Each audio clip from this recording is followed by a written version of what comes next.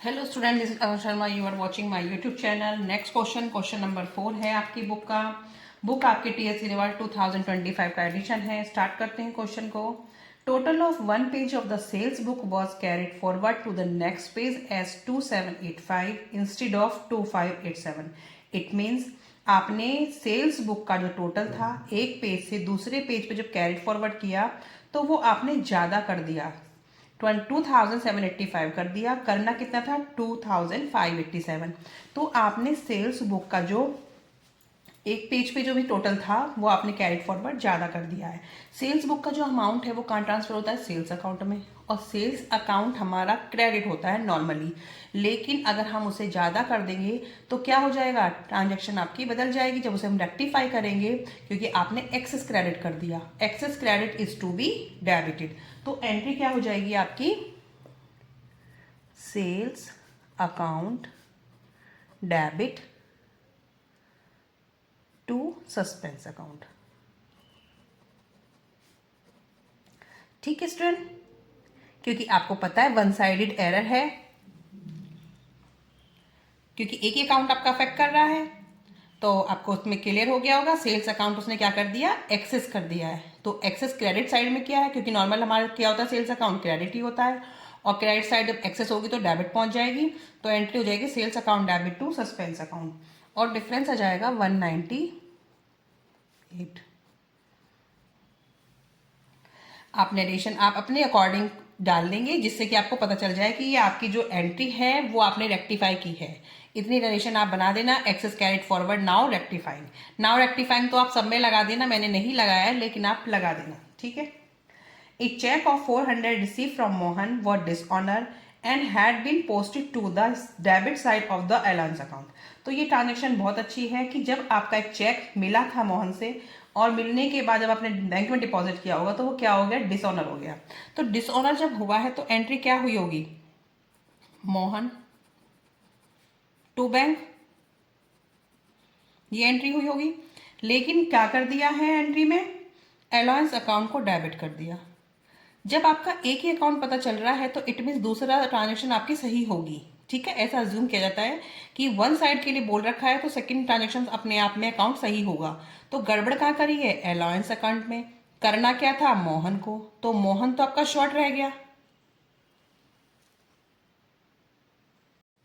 तो उसने allowance account को डेबिट कर दिया। अब debit excess is to be credited और debit short is to be debited. तो ये आपका रूल कहता है कि अगर डेबिट एक्सेस जा रहा है तो वो उसकी साइड चेंज हो जाएगी, क्रेडिट पहुंच जाएगा, लेकिन जो शॉर्ट है वो अपनी जगह पे शॉर्ट ही रहेगा। तो एंट्री क्या हो जाएगी इसकी?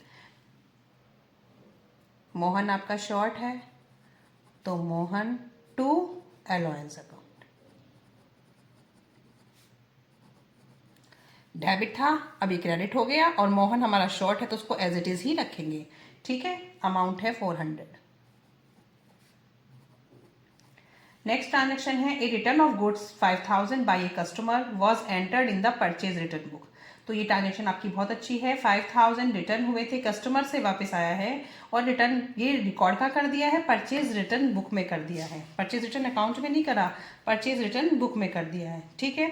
तो अब इसे ट्रांजेक्शन को किस तरीके से आप करेंगे? करना सेल्स रिटर्न था और कर दिया परचेज रिटर्न बुक में। तो आप क्या करेंगे? सेल्स रिटर्न हमारी क्या होती हैं? डेबिट होती हैं। डेबिट शॉर्ट रह गया है तो हम उसको शॉर्ट को ऐसे ही रखेंगे पहले, सेल्स रिटर्न अकाउंट डेबिट, ठीक है। अब परचेज रिटर्न हमारी क्या होती हैं? परचेज रिटर्न हमारी क्रेडिट होती हैं, और वो हमारी एक्सेस हो गई हैं तो उन्हें भी वापस लेके आएंगे डेबिट में। Purchase return account debit to customer, क्योंकि गड़बड़ कहाँ फिर हुई होगी? कस्टमर में भी हुई होगी। जब एंट्री चेंज हो जाएगी तो आपके जो कस्टमर है वो ट्रांजेक्शन भी चेंज हो जाएगी, ठीक है। कस्टमर अकाउंट, अब कस्टमर का अकाउंट क्या कर देंगे हम? डबल अमाउंट से कर देंगे, 5,000 मिला के 10,000 से कर देंगे, और 5,000 का सेल्स रिटर्न और 5,000 का परचेज रिटर्न। ठीक है, सेल्स रिटर्न नॉर्मली हमारी ट्रांजेक्शन में डेबिट ही होता है, वो शॉर्ट रह गया इसलिए हमने डेबिट रखा। परचेज रिटर्न हमारा क्रेडिट होता है, वो एक्सेस कर दिया, उसे हमने डेबिट पहुंचाया। और कस्टमर आपकी जब ट्रांजेक्शन पूरी ही गलत हुई है तो कस्टमर भी आपके इधर उधर हो गए हैं, तो इसलिए उसके अकाउंट आपका अमाउंट डबल अमाउंट से आ जाएगा। ठीक है, नेक्स्ट है 200 owed by Vinay has been included in the list of sundry creditor. 200 Vinay से आने थे, ठीक है, लेकिन वो किस में इंक्लूड कर दिए? सन्ड्री क्रेडिटर में। डेटर को आपने क्रेडिटर बना दिया। ठीक है, ट्रांजेक्शन अच्छी है, डेटर को क्रेडिटर बना दिया, लेकिन आने किससे थे? विनय से आने थे। अब वो डेटर था लेकिन वो क्रेडिटर बन गया, तो अब डेटर को क्रेडिटर बनाया। डेटर तो अपनी जगह पे शॉर्ट है, debtors account debit. Creditor credit किया होगा तो credit excess is to be debited, तो क्रेडिटर को भी वापस लेके आओ, क्रेडिटर अकाउंट डेबिट टू। यहाँ पे क्या करेंगे अब हम? Suspense account. क्यों? क्योंकि हमने जो डेटर और क्रेडिटर है, ये डेटर एंड क्रेडिटर हम कहाँ डालते हैं? जब हम ट्रायल बैलेंस बनाते हैं तो एक डेबिट में आता है, क्रेडिट में आता है। डेटर को तो यहाँ डाल देंगे टू डेटर और बाय क्रेडिटर, जो डिफरेंस आया वो सस्पेंस में डाल दिया। ठीक है, तो ये एडजस्टमेंट यहाँ से आई है, इसलिए क्या करेंगे? वो डिफरेंस हमारा सस्पेंस अकाउंट में ट्रांसफर हो जाएगा। तो अमाउंट कितना है हमारा? 200, 200, 200 एंड 400। ठीक है, नेक्स्ट है discount allowed of 200 to Anil was to posted is account 2000। Discount allow किया हमने अनिल को 200 का, लेकिन उसके अकाउंट में पोस्ट हो गई 2000। ठीक है, तो अनिल हमारा किस में चला गया? एक्सेस में चला गया। वो क्या हुआ? एक्सेस डेबिट हो गया, डेबिट था और डेबिट एक्सेस था, debit excess to be credited, तो एंट्री क्या हो जाएगी? Suspense account debit to Anil. Difference ले लेंगे 1800, 1800। नेक्स्ट है ₹500 being prepaid insurance account was omitted to be brought forward from the previous years book. Prepaid insurance था account, वो भूल गए हैं उसे ब्रॉट फॉरवर्ड करना प्रीवियस ईयर बुक में। तो कितना है? 500 का था, और प्रीपेड इंश्योरेंस है। प्रीपेड इंश्योरेंस क्या होती है? असेट होती है, और असेट बढ़ती है तो डेबिट होती है, और ये जब भूल ही गया तो शॉर्ट ही रह गई, तो एंट्री क्या बन जाएगी? प्रीपेड